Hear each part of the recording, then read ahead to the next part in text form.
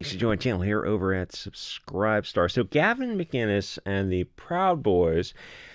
The background to this is he is or was kind of a comedian in a time when the media will deliberately misconstrue things to craft whatever narrative suits their interests. Is usually going to be a far left globalist narrative, which kind of default means that only the left wingers get, I guess, the grace of being taken seriously if it benefits them, or being treated as comedians if it's some sort of faux pas.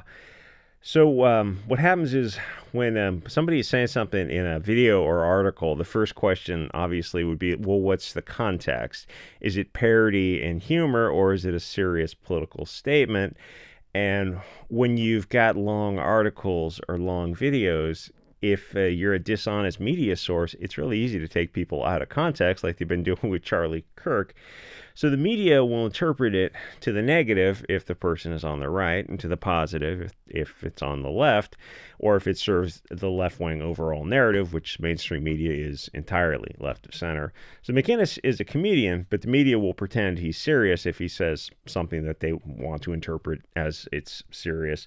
Or they'll make unsubstantiated claims that, like, another group, like the ADL or something, will label him an extreme something, but they never provide evidence as to how they reach that conclusion, and they never call left-wing people extremists, or like, what are the elements to that term? What are the defenses to that term? It's nonsense. Like, media hasn't been the media in a very long time. I mean, like lifetimes.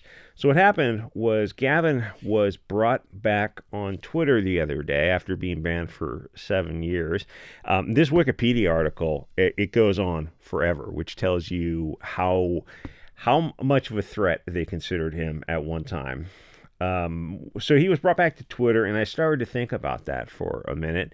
He's the Vice News guy, which is probably what he's probably the most famous for, though Vice media itself has kind of come and gone.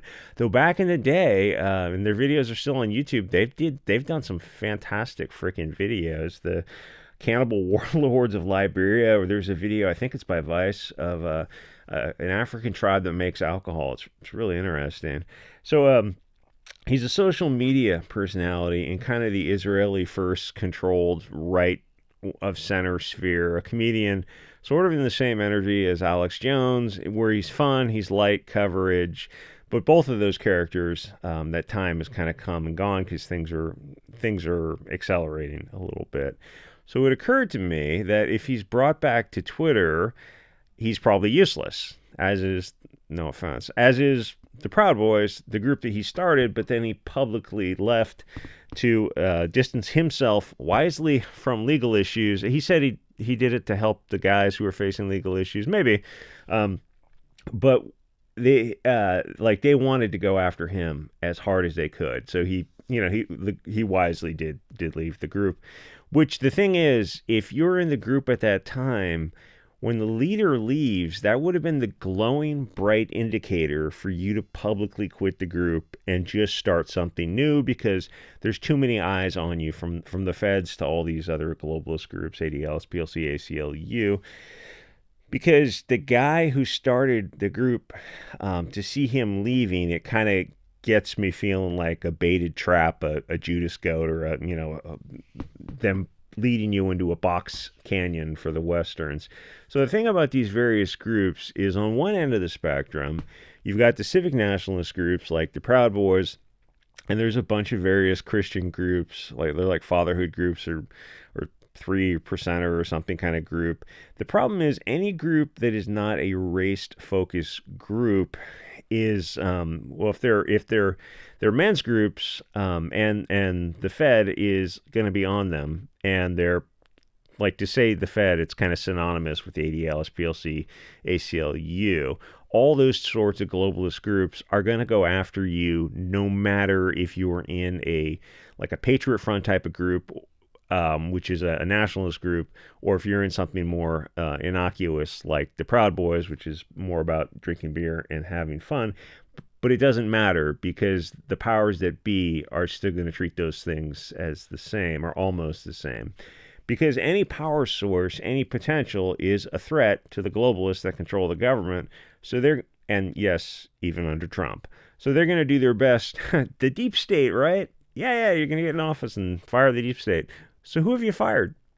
What departments have you abolished or shrunk? Like when Biden opened up the FBI, have you started shrinking it? I don't know. I haven't kept up on that. I don't think he's actually canceled any departments, which he could do with an executive order because it would be a legal issue, but I think he probably does have the right to do that. So the thing is, the government will try to do their best to destroy it, and the members and put all the resources to find up any little slip up, any little legal faux pas, and they're going to go after you and put you in prison for 400 years. So what's the upside of the gamble? If Proud Boys wins, they don't win anything that matters. But the downside is, well, literally 22 years in prison for Enrico Tarrio, which is what the second leader, he was the second leader of the Proud Boys. If it wasn't for Trump getting elected and pardoning everyone from that and J6, they'd still be in prison right now if Kamala got in. The other end of the spectrum are the groups like Patriot Front, G Slash, Defense League, Blood Tribe, and there's a few others. And they are not optical groups. But importantly, they're not civic nationalists. They're nationalists in the true Latin sense of the word, natal, which is the only kind. There is no such thing as civic nationalism. That's just another nice way for saying slow globalism. Every nationalist is an ethno-nationalist because that's what nation is comprised of. The difference between these two types of groups are the goals. If Proud Boys win, they eat pizza and drink beer, and that's it. They fight Antifa. Maybe both sides escalate to, finally killing a few of each other, but nothing ultimately changes except for a lot of legal expenses. If Patriot Front and the other groups win their goals, they get safe neighborhoods to raise families in a high-trust white community like the Arkansas project with that Arville guy, which is just a perfectly harmless group of people who want a safe neighborhood. But for some reason, the ADL/government types want to shut those groups down. Patriot Front doesn't want to fight Antifa or go drink beer and pizza. They have a goal that is actually worth it, and along the way, they help in natural disasters. Because Antifa is not the problem. The government that allows Antifa is the problem. Fighting Antifa is not what you want to be doing because you don't want to be right when the government is wrong. And you don't want to go out there and start taking any energy away from Antifa causing problems in a blue city because it takes the pressure off of the people themselves to vote differently. The left-wing people in those cities need to see Antifa burn buildings and attack and sometimes murder people. All the while they gaslight them into saying they're Antifa. Because it kills the narrative that they're just trying to save America from the threat of non-existent fascism. People need to watch them and understand that they are what they say they are privately and sometimes publicly. And the flag will tell you, you can look up the history of them. They're a mix of the black flag anarchists and the red flag communists. They've been around for 100 years, inspired by their leader, known by his real name of Moses Mordecai Levy. The fascists were a response to the Weimar that Antifa types supported. NPCs call the actual nationalist groups feds. It's just an excuse not to get off the couch. Even though they, like the founding fathers, I just read this book, 1776, well, like a month ago, but like the founding fathers in Washington, the story of him trying to whip his troops into shape, they're a very casual group of guys. When he could get them to show up to the battlefield on time, they were ferocious fighters, but they were also just like they weren't a standing army. They was just a voluntary militia. It's hard to get people, to follow orders. The thing is, they call them feds, right? Even though these type of groups, these Patriot Front type of groups, have been around for years, in some cases decades. More importantly, they've been under both Trump, Biden, and Trump, and they were the only groups helping white people in natural disasters. So when they call them feds, their argument would be, so the feds for both sides, or it's the deep state is so deep that you're saying Trump doesn't have control over his own government, and they don't have an answer to that because like they don't know what they're talking about. But compare the two groups. The Proud Boys, who actually did go to prison for a meaningless protest for a president, no offense, is completely worthless. What was the point of J6? What, under the best possible outcome, was it going to accomplish other than to put your people in prison for 20 years? It was insane, even at the time. Like, going to a public protest is one thing, but you want to stay well back of the buildings you're not supposed to be in. And when somebody's saying something like, we're going to go in there, it's like, okay, it's time to go home. A risk of prison or death is fine. Some things are, yes, I mean, some things are worth the ultimate, tree of liberty and all that kind of stuff if the goal is worth it. But Trump is not the blowhard who's worth a sacrifice for, and he's not going to lead you into anything. I think about protests like that, and it was a lot of people, but they got there and they go, oh, nobody's armed. It's just a peaceful assembly is what it should have remained as well. So if you think that like this is going to be the revolution, and you go up there and you see thousands of unarmed people, that tells you instantly that no, they're not there yet. Otherwise, they'd be, if you got to a protest like J6, and it was thousands of masked, armed, organized militias, that would indicate something else. The J6 group was obese, unarmed 40-year-olds, and sometimes even older. Have a peaceful protest for sure. Don't get too close to the buildings. Don't trespass or violate any laws. Keep masked up and go home after a few hours.